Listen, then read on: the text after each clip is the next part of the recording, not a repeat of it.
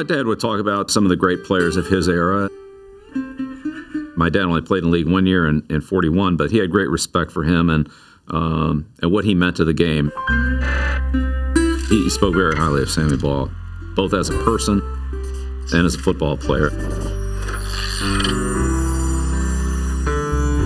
Sammy Baugh always belonged to the young, like a larger-than-life hero who stepped out of a Saturday matinee.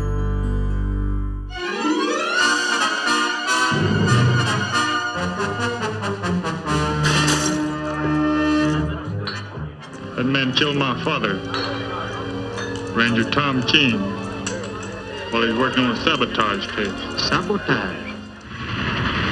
On the silver screen, Sling and Sammy saved the day by land, by sea, and by air.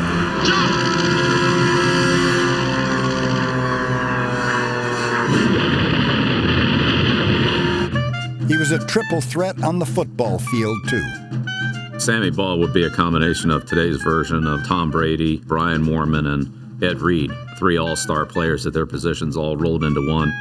Sammy was a league-leading passer, a league-leading punter, and a league-leading interceptor. So to have all those guys on your fantasy football team with just having one player, that would really be that would be hitting the trifecta. When you're on the field, you got to feel like you're the best son of a bitch that's out there. As a quarterback, Baugh was just that. In the 30s and 40s, he took the forward pass, traditionally a last resort, and made it the weapon of choice for his Washington Redskins. I think the thing that really stood out about Baugh was his deep passing accuracy. The ball was fatter, it was thicker, and not as easy to grip as it is today. And he had a tremendous ability to throw the ball down the field, a lot of times on the run, or avoiding pressure as he was stepping into the throw, and put it right on the money. Defensively, just watching him play free safety, the range that he showed back there, when the ball was in the air, he covered ground in a hurry. He ran well, tall, had long arms, and really had great range. He played the ball very well.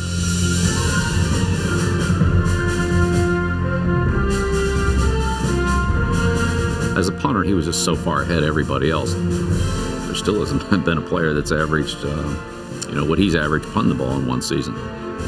In 1940, Baugh averaged 51.4 yards per punt, one of many records he still holds today. Baugh led the league in passing 6 times, a feat matched only by Steve Young. In 1943, he led the league in passing, punting, and interceptions, thanks in part to a game for the ages. Unquestionably, one of Baugh's most memorable games will be against Detroit, where he had 4 interceptions and 4 touchdowns in the same game. It's like hitting the cycle 4 times in baseball, I think. It's just unheard of in today's game. Baugh won 2 NFL championships and was unanimously elected a first-ballot charter member of the Hall of Fame, an honor only he and George Halas received. In 1952, like any good movie cowboy, Baugh rode into the sunset. I'm a country boy, and I like the country. If I want to walk out in the yard and take a leak, I'll walk out in the yard and take a leak.